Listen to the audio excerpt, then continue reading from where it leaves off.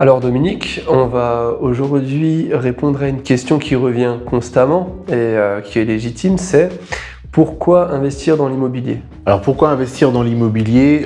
Évidemment, à part le choix personnel, il y a énormément de facteurs qui entrent en jeu. L'investissement immobilier peut être très large, entre l'investissement patrimonial, l'achat d'une résidence principale, la location courte durée, l'investissement locatif. L'investissement immobilier, c'est la seule façon de créer de la richesse à partir de rien. Et c'est ça qui est intéressant, c'est que si on veut épargner de l'argent, il faut l'épargner, il faut de la discipline. Et il y a beaucoup de personnes qui disent « bon, j'épargne, s'il me reste de l'argent à la fin du mois » et il ne reste rien. Surtout, il faut de l'argent. Et il faut de l'argent. Alors que l'investissement immobilier, pour faire simple, ce sont des investissements patrimoniaux, locatifs, d'appartements ou de maisons qui sont payés par les locataires. Et surtout, l'avantage, c'est que contrairement à la bourse, encore une fois, il faut de l'argent. Si on n'a pas d'argent à investir, on ne peut pas investir. L'investissement immobilier est un investissement que je vais qualifier de bon père de famille parce qu'on l'étale dans le temps et il n'y a pas de grosses variations de valeur. Et surtout, c'est qu'on achète, le locataire paye les loyers dans la durée, en démarrant avec peu ou pas d'apport. On en parlera lors d'une prochaine vidéo. On peut acheter un appartement parce qu'il est financé par la banque. La banque ne va pas financer un placement en bourse, elle va financer un placement dans la pierre. Quand l'immobilier chute, évidemment, pour les gens qui ont acheté il y a un an et qui sont obligés de revendre aujourd'hui, ils perdent à la revente. Mais pour l'acheteur, c'est le moment d'acheter moins cher. Évidemment, il ne faut pas vendre à ce moment-là. On a un investissement qui est payé par les locataires. Le prix baisse, mais ça ne fait rien parce que les locataires continuent à payer. Le premier appartement que j'ai acheté en 1997, en ajoutant les travaux et les frais de notaire, je l'ai revendu moins cher que ce que j'avais payé. Je n'ai pas perdu d'argent, il ne m'a pas coûté un seul centime. Je l'avais acheté avec 0 € d'apport. Il a été payé par les locataires, donc je me suis retrouvé à la tête d'un capital qui sortait de nulle part. Les locataires m'ont permis de me constituer un patrimoine.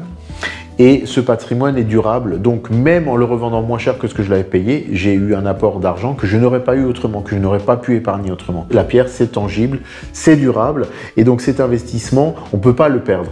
Le locataire, c'est lui qui paye votre crédit. Quand vous faites un crédit à la banque de X euros, ce n'est pas vous qui remboursez le prêt, c'est votre locataire. Et c'est là la puissance de l'immobilier, et là où on a cet enrichissement possible avec rien du tout. Est-ce que investir dans l'immobilier, c'est quelque chose de rentable ou pas? C'est rentable dans tous les cas, dans la mesure où, en démarrant de zéro, on se constitue un patrimoine, un pactole, une somme d'argent au fil du temps. Donc, c'est plus rentable que si on ne fait rien. Mais évidemment, il y a celui qui va regarder passer les trains en disant c'est pas le moment d'acheter, les prix sont trop élevés, les taux d'intérêt sont trop élevés, et dans 20 ans, il n'aura toujours rien. J'ai suivi des investisseurs à qui j'ai fait visiter pendant 5 années tous les appartements que je vendais qui pouvaient convenir à de l'investissement, tous les immeubles que je vendais qui pouvaient convenir à de l'investissement. Et au bout de 5 ans, on n'avait toujours pas acheté en disant « c'est pas la bonne affaire ». À partir du moment où on commence à investir, même si c'est pas l'affaire du siècle, on aura l'occasion d'approfondir la question sur l'affaire du siècle. Commencer à investir, ça fait que c'est rentable à l'arrivée. Dans tous les cas, c'est rentable parce que dans l'investissement immobilier, le temps est notre allié. Donc, on peut vouloir être rentable au bout d'1 an ou de 2 ans, mais on peut aussi se dire c'est un investissement long. Au bout de 20 ans, mon crédit est payé, c'est toujours rentable.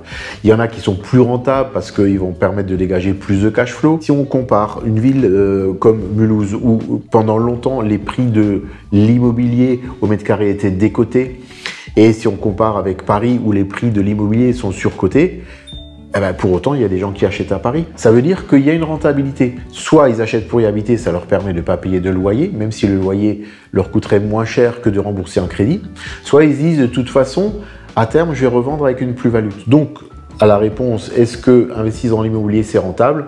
Je dis dans 100% des cas, oui. Pour ma part, personnellement, j'estime qu'on ne peut pas perdre avec l'immobilier, car il suffit de revendre un appartement Si vous l'avez acheté à un bon prix, bien sûr, vous allez automatiquement gagner de l'argent. Pourquoi? Parce que, disons que si vous avez fait un achat d'un bien immobilier avec une décote de 25% par rapport au prix du marché, vous allez automatiquement gagner de l'argent étant donné que vous avez déjà gagné 25% sur le prix du bien déjà à l'achat. Et pour acheter à un prix en dessous du marché, on vous expliquera dans d'autres vidéos comment faire, comment négocier, etc. À partir du moment où on achète en dessous du prix du marché, on fait déjà une affaire à l'achat, on peut revendre au prix du marché, on a déjà gagné. Mais moi, je vais même plus loin, on peut faire des affaires en achetant plus cher que le prix du marché. Ça, c'est curieux, mais tout dépend de l'objectif et tout dépend également de l'hypothèse de revalorisation et de l'horizon de temps. Si on compare le prix des appartements aujourd'hui, il est moins cher qu'il le sera dans 20 ans. Le prix d'une voiture d'aujourd'hui, c'est le prix d'un appart d'il y a 30 ans. Donc, dans tous les cas, à long terme, on ne perd jamais.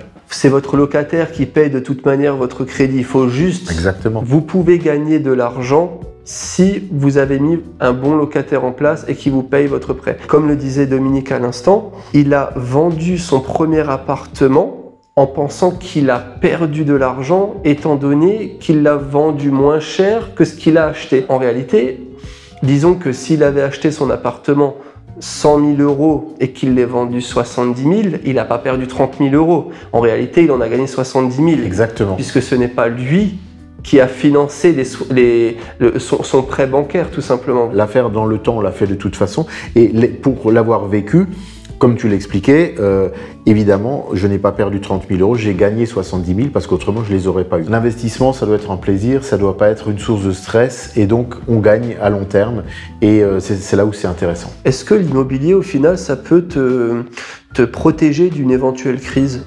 J'ai un très bon exemple à ce sujet et on l'a vécu il n'y a pas tellement longtemps.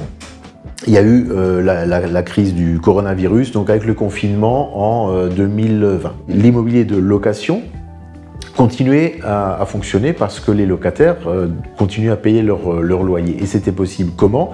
D'autant plus en France, parce que même les personnes qui étaient au chômage partiel ou au chômage technique continuaient à être payées et donc ont pu continuer à payer leur loyer. La pierre, on l'aura toujours pour nos enfants ou pour nos petits-enfants.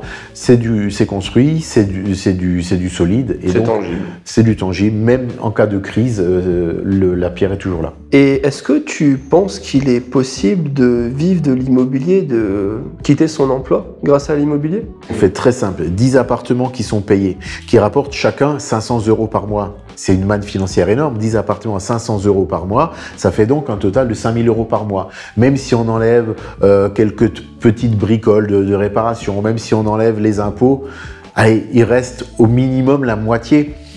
Pour faire un calcul à la louche, quand je me dis j'encaisse 5 000 euros, je vis avec 2 500, et bien avec 2 500 euros par mois, il y a beaucoup de personnes qui ne gagnent pas autant. Avec tes exemples de location courte durée, avoir besoin de moins d'appartements pour gagner autant, et on peut avoir évidemment un patrimoine avec beaucoup plus d'appartements, donc bien sûr on peut vivre de l'immobilier.